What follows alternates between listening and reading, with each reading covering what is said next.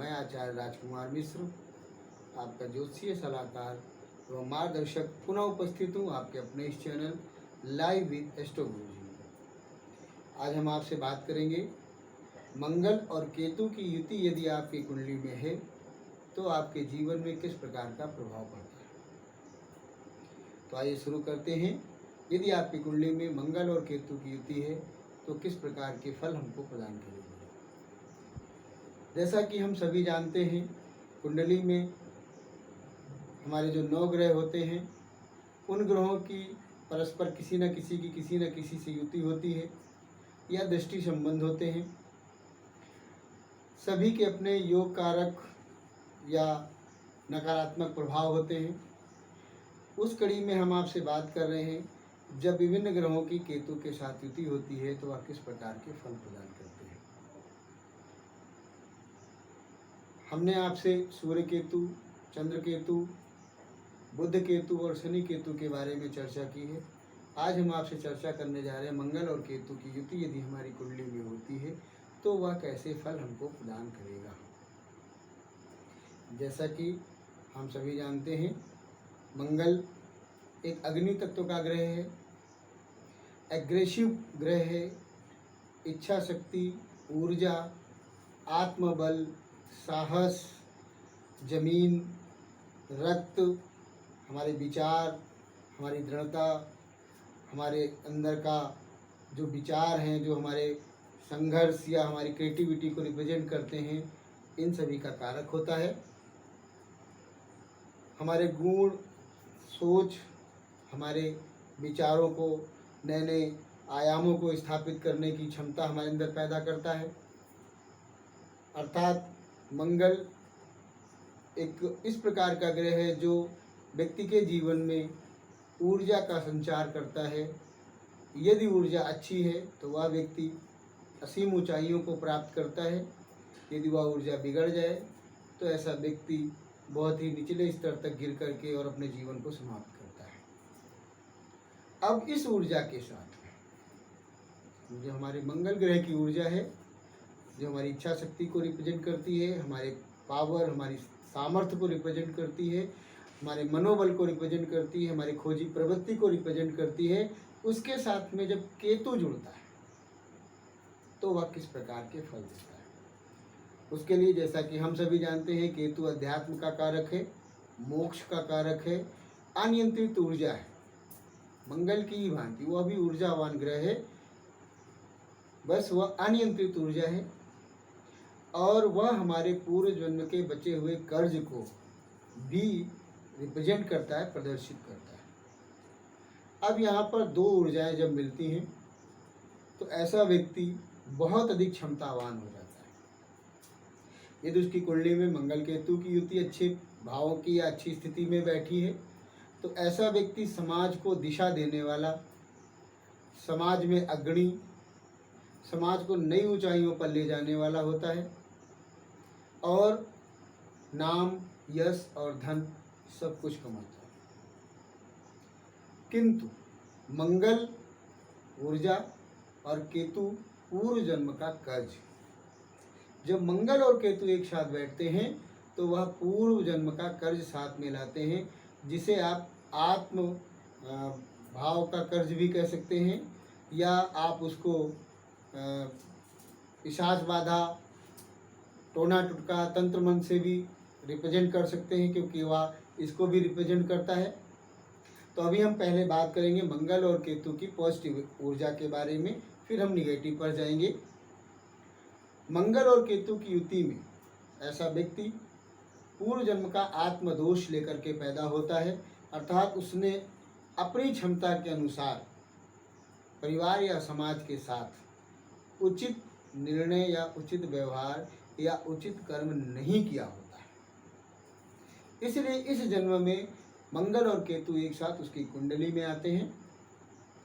अब यहाँ पर अगर वह इसको थोड़ा सा समझता है, किसी आध्यात्मिक गुरु या किसी आचार्य के संपर्क में जाकर के अपनी कुंडली का विश्लेषण करा लेता है, या आप नहीं भी जाते हैं, आप अपनी कुंडली देखें, उसमें मंगल और केतु अगर एक साथ बैठे हैं तो आप मेरा यह वीडियो देख रहे हैं, इसमें आपको समझ में आएगा।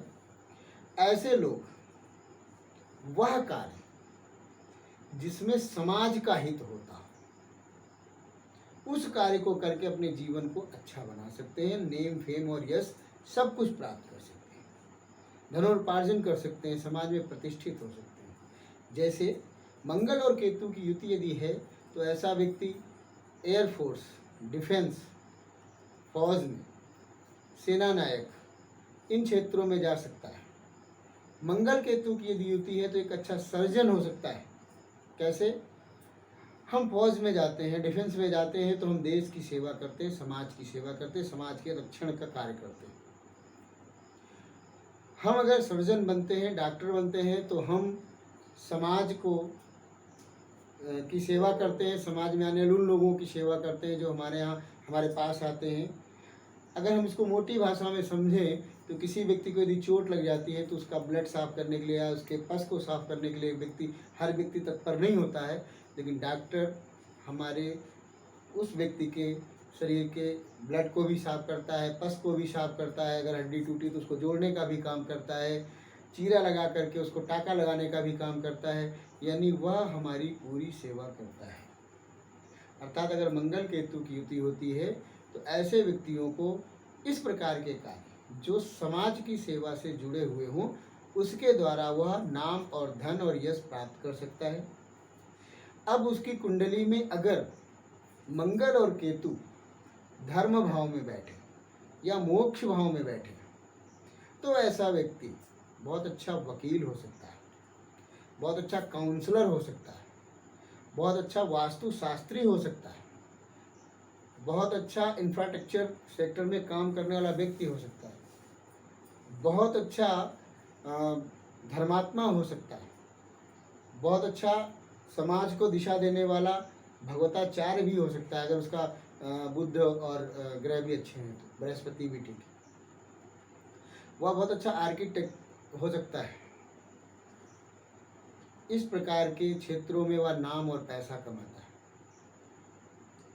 लेकिन यदि यहाँ मंगल की स्थिति बिगड़ जाए तो ऐसा व्यक्ति जोश में तो रहता है, जोश युक्त तो होता है, क्योंकि मंगल और केतु की का कंजक्शन हो रहा है तो वो उसके अंदर जोश भरपूर रहता है, उसके अंदर ऊर्जा क्षमता भरपूर रहती है, लेकिन फिर वह नकारात्मक दृष्टि की ओर बढ़ने लगती है। अर्थात वह मानसिक रूप से कमज़ोर होने लगता है। उसको ये लगता है कि मैं ही सब कुछ करूं, कोई दूसरा कुछ करने वाला नहीं है। उसका भाइयों से विवाद होता है, परिवार में विवाद होता है और ऐसा व्यक्ति समाज से धीरे धीरे बहिष्कृत हो जाता है और अंत में कभी कभी यह भी देखा गया है कि वह मानसिक रूप से रोगी होकर के और अपने जीवन को भी समाप्त कर लेता है। कभी कभी ऐसे लोग आत्महत्या भी कर लेते हैं। अब इससे बचने के तरीके क्या हैं? तो मंगल और केतु जब एक साथ बैठे होते हैं तो ऐसे व्यक्ति को ऐसी किसी भी स्थान पर जहाँ नकारात्मक ऊर्जा का प्रभाव रहता हो उसे वहाँ नहीं जाना चाहिए। उसको ऐसी कोई भी पूजा जो साधना की ओर ले जाती हो उससे बचना चाहिए। ऐसे व्यक्ति को विकलांग लोगों की मदद करनी चाहिए, गरीब व्यक्तियों को दवा से मदद करनी चाहिए, हनुमान जी को मंगलवार और शनिवार के दिन चोला जरूर चढ़ाना चाहिए, शनिवार हनुमान चालीसा और हनुमाष्टक का पाठ जरूर करना चाहिए और किसी आध्यात्मिक गुरु के संपर्क में बने रहना चाहिए। तो यदि कुंडली का मंगल और केतु अच्छा है तो हमें वह उच्च स्थान पर बैठालता है, और अगर मंगल और केतु हमारा गड़बड़ हो रहा है तो वह हमको आत्महत्या तक भी प्रेरित करता है, पागलपन की ओर भी ले जाता है। तो इसलिए यदि हमको क्रोध बहुत आता हो, जरा सी बात में अहंकार टकराता हो, हमें अपने आगे बाकी सभी लोग बेकार लगते हो, इस प्रकार की प्रवृत्ति यदि आपके अंदर बन रही हो तो आपको यह उपाय जो मैंने बताया है वह जरूर करना चाहिए। इसी के साथ में आशा करता हूँ आप लोग प्रसन्न होंगे, सुखी होंगे। अगले वीडियो में पुनः मिलूँगा। तब तक के लिए आप सभी खुश रहें, प्रसन्न रहें। जय माँ भारती।